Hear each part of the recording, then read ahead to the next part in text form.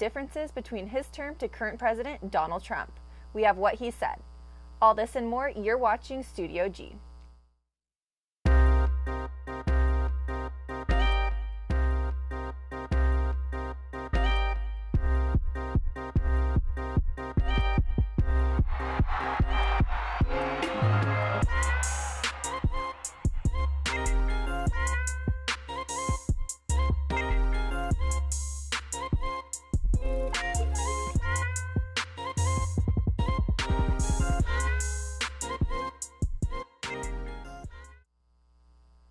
Good afternoon, Rebels, and welcome to Studio G. I'm Alyssa Truesdale. And I'm Kayleen Talents. 2017 CSUN Executive General Election results are out. This happened a week after the candidates' debate that took place at the Student Union building. The new CSUN president is Christopher Royce. Beatrice Deblin took the victory as a new vice president, and the Senate president seat goes to Taryn Cole. The new representatives will be sworn in on May 1st, 2017. Last week, Annabelle Rocha told you the story of the Westboro Baptist Church's protest on the campus and the LGBT anti-protest. This time, James Schaefer has a second part to that story. James, tell us about it. Parkway and University Road, the Westboro Baptist Church heralded the corner with their music and signs unopposed. But moments after they first set up, the anti-protest sponsored by on-campus and off-campus groups marched down the sidewalk to oppose the church.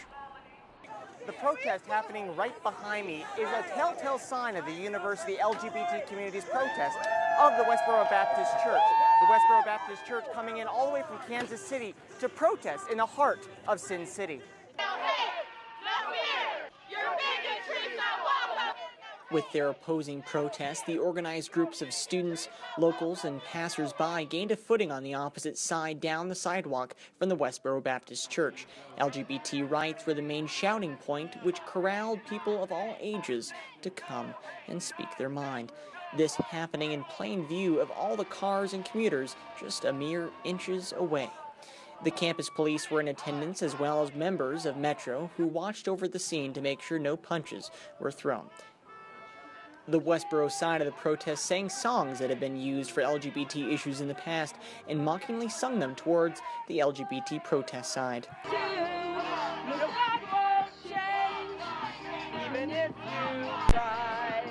Like a bunch of maggots swarming around all over the floor. You're shame, forcing the world to adore you.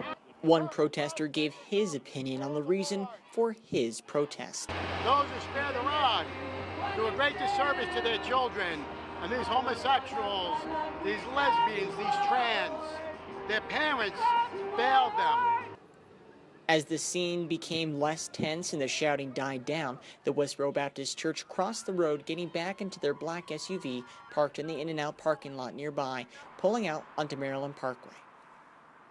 The Westboro Baptist Church has just left the university campus, taking with them their posters and their message back to Kansas. James Schaefer, Studio G. Not for nothing. You cannot fault the Westboro Baptist. The protests from Westboro came on our campus after visiting a local high school and visiting CSUN Cheyenne campus earlier that morning. Westboro has since left the state, carrying on with their protest tour. Former President Barack Obama made his first public event ever since leaving the White House. This happened yesterday in Chicago during a college seminar with a group of young people who talked about their personal stories about their involvement in public life and how to engage the new generation to follow their lead. Obama shared briefly his experience in community services and politics. He said, quote, "When I said in 2004 that there were no red states or blue states, there were United States of America. That was an aspirational comment, and it's one, by the way, that I still believe in a sense when you talk to individuals one-on-one. People, there's a lot that people have in common that divides them, but obviously it's not true when it comes to our politics and our civic life. And maybe more pernicious is that the fact that people just aren't involved. They get cynical and they give up," end quote. Obama avoided any comment and criticism of his successor, Donald Trump. American Airlines investigates an incident that occurred this past Friday. American Airlines apologizes for yet another incident that occurred this past Friday. There's an ongoing investigation after a video was surfaced on social media showing the aftermath of this confrontation between a passenger and a flight attendant. This incident comes only 2 weeks after United Airlines passenger was dragged from his seat to make room for other employees. This video you are going to see shows one of the passengers on the flight furious about how the women's situation was handled. Hey, bud, you do that to me and I'll knock you flat. You stay out of this. Come on, You get the hell up. Get the hell up. come on. Bring it You on. try that with a man, I'll knock you out, boy. I'll knock you Keep on silly. going right back. Yeah. Go with us where we're going. Come on. You don't know what the story is. I don't care what the story is. No one's hurt a baby. It was not an accident. You keep looking at me and it shows me it's what you did to that lady. Keep it quiet. Yeah, I can. To passenger Olivia Morgan, the flight attendant wrestled the stroller away from the woman, which caused him to strike the passenger while she was holding her baby. He stormed by her with the stroller, almost hitting her baby, and his angry response was stay out of it. American Airlines quickly responded to the incident, and this is just a part of what was posted on their website. Quote, "We have seen the video and have already started an investigation to obtain the facts. What we see in this video does not reflect our values. We are deeply sorry for the pain we have caused," end quote. As of now, American Airlines suspended the flight attendant while they make a thorough investigation. They haven't issued any further statements. After the break, we'll take a look at what is going on around the valley. Don't go anywhere. You are watching Studio G.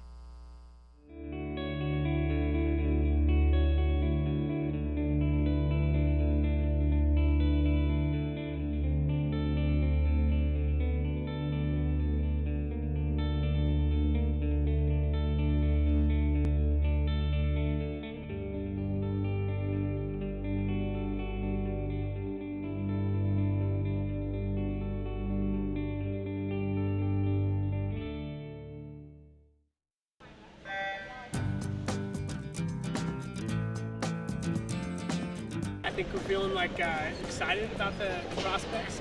We know we're going to drop a lot of time, hopefully break a few records, and I think that the team is ready to go.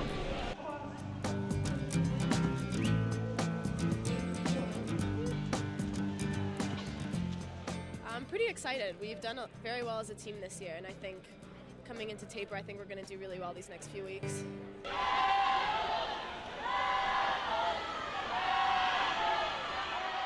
The show's name is the Rebel and Revolt Show. Pretty good show about, just someone who will actually talk about UNLV the way an outsider might feel. We talk about current events, we talk about politics, try to take an offensive swing with it. Sometimes it's hit or miss, and we talk about, the little things in life that everybody laughs about. And we are the Rebels and we are revolting. My name is Jameson Wilk and I run the Rebel and Revolt Show, and you can tune in at therebelhd2.com. We are member supported. KUNV 91.5, The Source. Here's why you should become a member. Become a part of the public radio family while keeping jazz alive in Southern Nevada. Every member receives a discount card to businesses and restaurants around the valley, along with a premium of KUNV branded items. Exclusive access to KUNV ticket giveaways for concerts and events, and private members-only events with prominent musicians such as Paul Taylor, Vincent Ingala, and many more.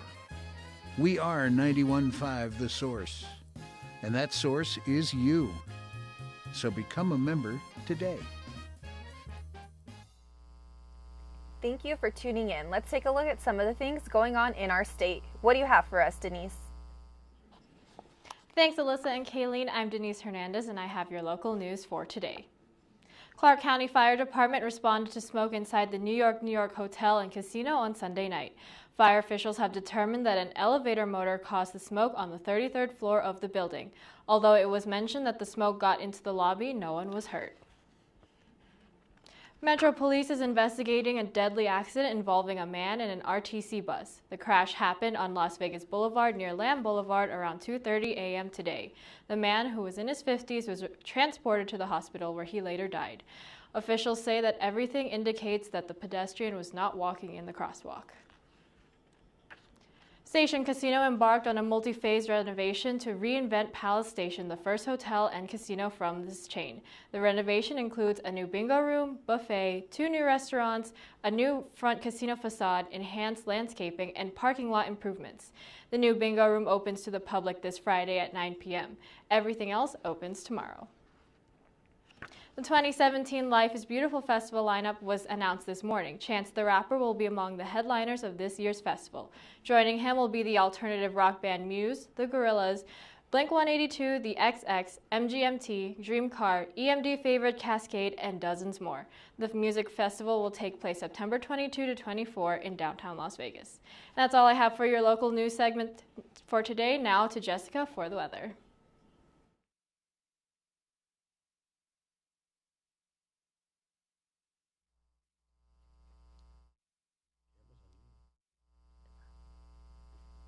We apologize for the technical difficulties we're having, but we will be back after this short break.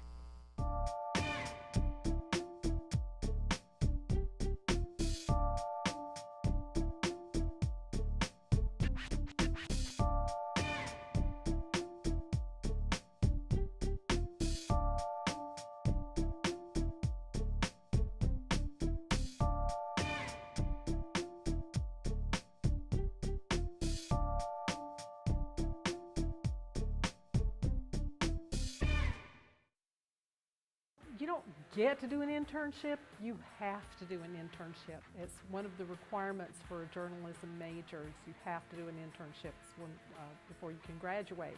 Definitely having an internship as a requirement really helps push yourself out there and to just remind you that your graduation is coming up soon. You're going to have to need some work experience in your career. So it's really good to put yourself out there early on, and they tend to help students a lot more. So when you do a student internship, it really helps out a lot.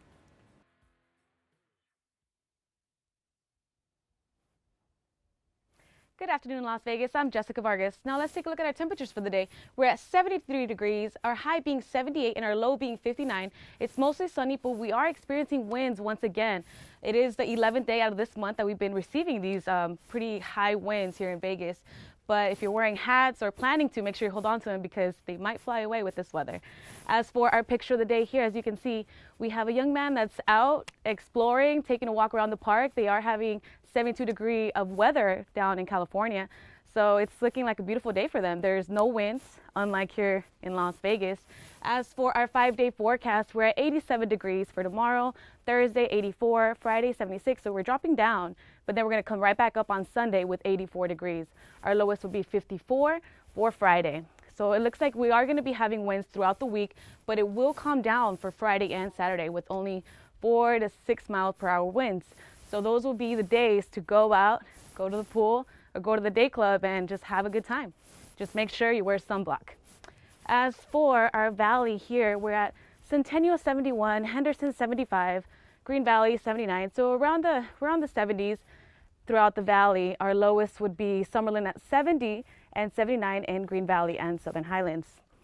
As for here at UNLV, we're at 73 degrees, mostly sunny, wind speeds at 17 miles per hour, humidity is at 11%. So we're having that warm temperature, so it's still a pretty nice day out for the students, professors, and everyone else here in Vegas. As for tonight, we have 58 degrees, clear skies, wind speed, it looks like it's dropping down to 9 miles per hour with humidity at 15%. As for a national forecast here, it looks like we have in the west and Midwest, we have a lot of rain, and so as well in the East Coast. So that's it for your weather forecast for the day, and we'll be right back after these messages. The show's name is the Rebel and Revolt Show. Pretty good show about, just someone who will actually talk about UNLV the way an outsider might feel. We talk about current events, we talk about politics, try to take an offensive swing with it. Sometimes it's hit or miss, and we talk about, the little things in life that everybody laughs about. And we are the Rebels and we are revolting. My name is Jameson Wilk and I run the Rebel and Revolt Show, and you can tune in at therebelhd2.com. We are member supported. KUNV 91.5, The Source. Here's why you should become a member. Become a part of the public radio family while keeping jazz alive in Southern Nevada. Every member receives a discount card to businesses and restaurants around the valley, along with a premium of KUNV branded items, exclusive access to KUNV ticket giveaways for concerts and events, and private members-only events with prominent musicians such as Paul Taylor, Vincent Ingala, and many more. We are 91.5 The Source, and that source is you. So become a member today. Welcome back, Rebels. My name is Nicole Soto, and I am sitting down with a person who has pretty much done it all, from music, producing, voiceovers, reporting, TV producer, graphic designer, DJ, broadcasting, and much, much more. His name is Randy Paredes, best known as Randy Waltz. Thank you for joining us today. What an impressive resume. I'm just so excited to talk with you and just learn how you got to where you're at. You know, we were talking before we went live and we found out we're the same age, and yet you seem to do so much. You know, what got you started? Well, actually, you know, it's first of all, it's a pleasure to be here with you guys and be able to share some of the things that I've accomplished. I actually started very, very young. My father has been a broadcaster for over 35 years, so that got me a nice, head start on a lot of things. When I was about 11 years old, I started recording voiceovers professionally. Although I started, doing little things with my dad from like a very young age. And I always used to go to the radio station and see him work, and TV stations and those things. So when you're exposed to that, it's very easy to, get involved if you're really passionate about it, which is something very important that I tell a lot of people, that if you don't have the passion and the love for it, you're not going to get very far. You know what I mean? You need to have the love, the passion, the need and the want to be where you want to be and set those goals straight. I totally agree. And was that passion something that happened right from the start, the first time you did a voiceover, or did you kind of have to work for that to happen? We all definitely have to work, we all definitely have to work hard. The techniques, of course, I've had them from a very young age, but applying them is much different, and there's a lot of things that go into, especially when we're, presenting, voice projection, pronunciation, a lot of things that, and sometimes people get stage fright, and that all comes with, using it. If you don't use it, you lose it. So you need to actually get involved in what you're doing and practice it. Practice makes better. And on top of another thing, which is has become very difficult for a lot of people, which is being bilingual. I've worked in English TV stations and Spanish TV stations as well as done voiceovers in both languages. And that's such a really great resume to have, and something that a lot of people, I think, they compare, like, wow, he's already 26 and I'm 26, he's doing so much. But like you said, you started at a young age. Right. You started at 11, but what age is it that you really got into everything that you're doing? So at 11, I started doing what is voiceovers for big agencies. And after that, I got into DJing. So I got into more music. And when you're DJing, you have to host, you have to do live events, you have to do, I started doing anything from weddings and things like that. And that gives you great practice. So by the time I was 15, 16, and I was in high school, I was in the TV production in high school as well. And in college, I was also in TV production. I mean, by that time, I had already had, a big head start above most of my, colleagues. And I heard that you also owned a business at a young age too. Can you tell me a little bit more about that? Yes, so I own Pangea Studios, which is a company that has 3 different businesses in it. In the studios, we have a TV station, a radio station, and what we teach, which is also Spanish broadcasting. So we focus more in the Spanish market, which right now it's growing so much, and it needs a lot of help, because a lot of people who are bilingual need to be able to perfect their mother tongue or their second language, which is Spanish. And I know that you're in Las Vegas right now. You're not native, but you're here teaching about those courses. What exactly are your courses about, and why are they so important? So what we teach in the course is more of the presenter aspect in Spanish. So we teach anywhere from doing voiceovers to teleprompter to how to be in front of a large crowd and present anything from anything small to anything really large. Remove what we call in Spanish el miedo escénico, which is for people not to be shy, public speaking.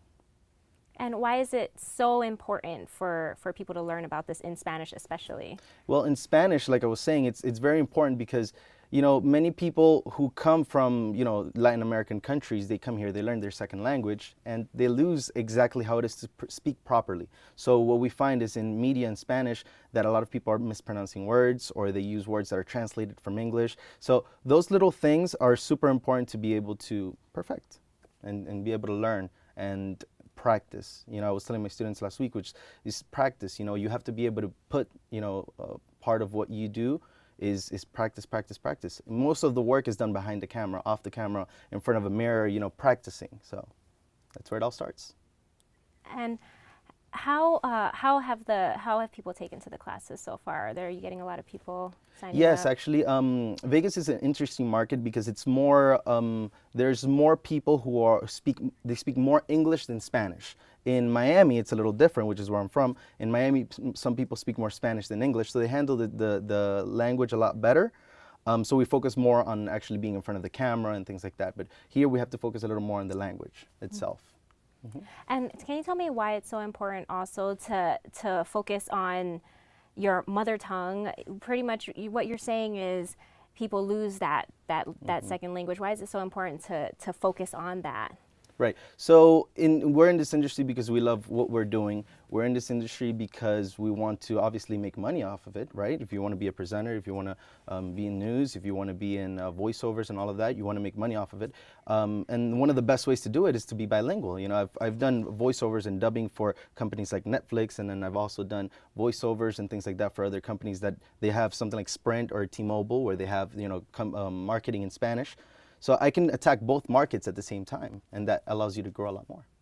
And you said you worked for Netflix for a little bit. That sounds exciting. Yes, I did a series, dubbing for a series called Fauda, and it's out now, so you guys can go watch it. How was that? It was awesome. It was fun. The show is actually the first season. We're about to get into the second season, and the first season, you know, it's very, very interesting because it's action.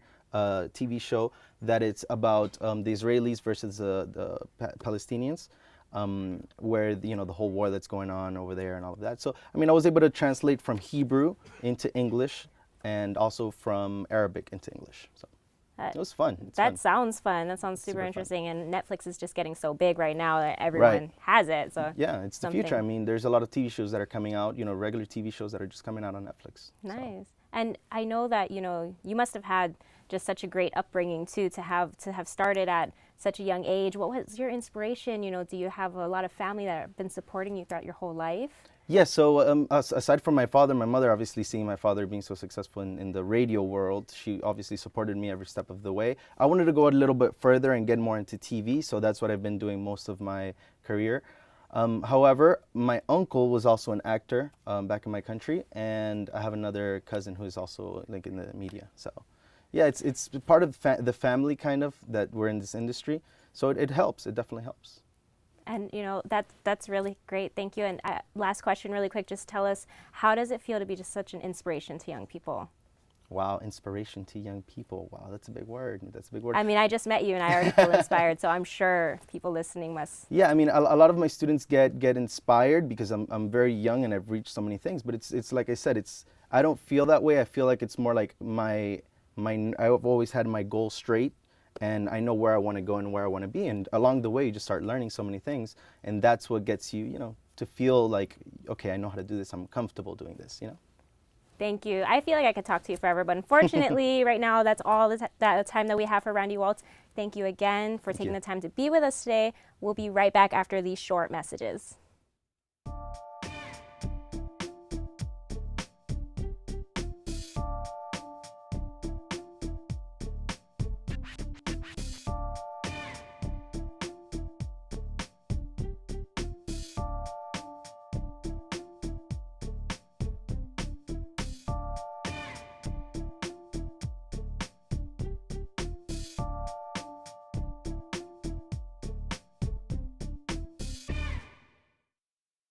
You don't get to do an internship, you have to do an internship. It's one of the requirements for journalism majors. You have to do an internship before you can graduate.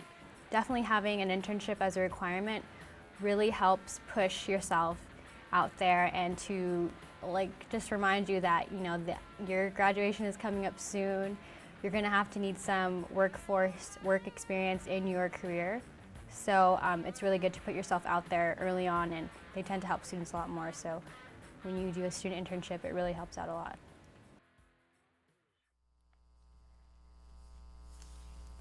A zoo in Tennessee just welcomed their newest furry little friend, a baby Linné two-toed sloth. This new addition to the Memphis Zoo was born on March 17th and given the name Lua, which means moon in Portuguese.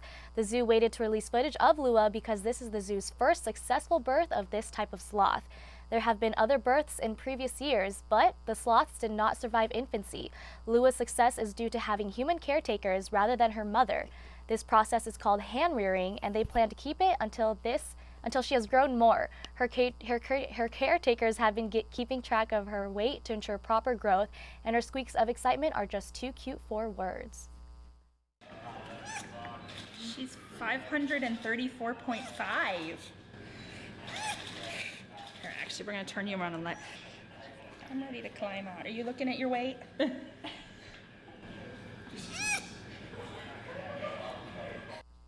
The zoo's director of animal programs says that this is a genetically important birth for the zoo.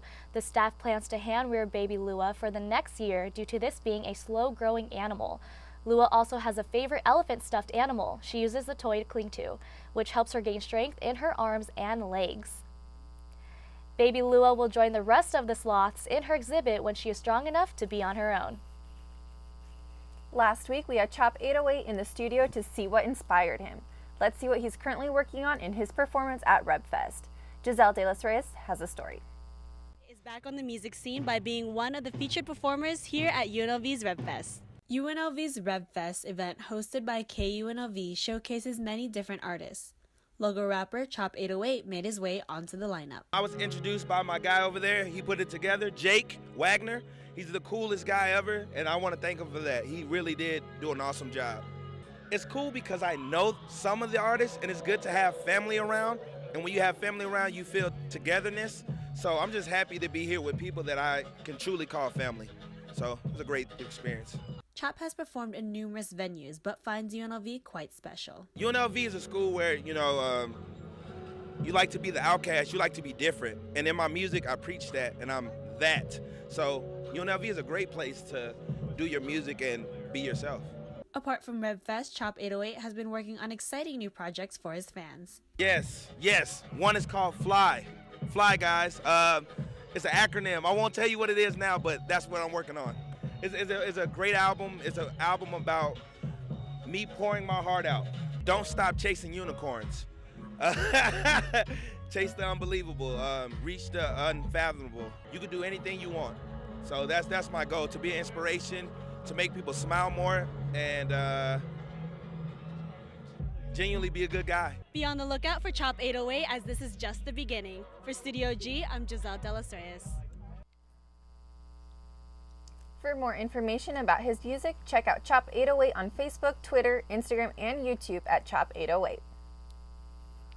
Thank you so much, Giselle, and thank you for tuning in to another episode of Studio G. Make sure to follow us on social media. I'm Kayleen Talents. And I'm Alyssa Truesdale. We'll be back again tomorrow.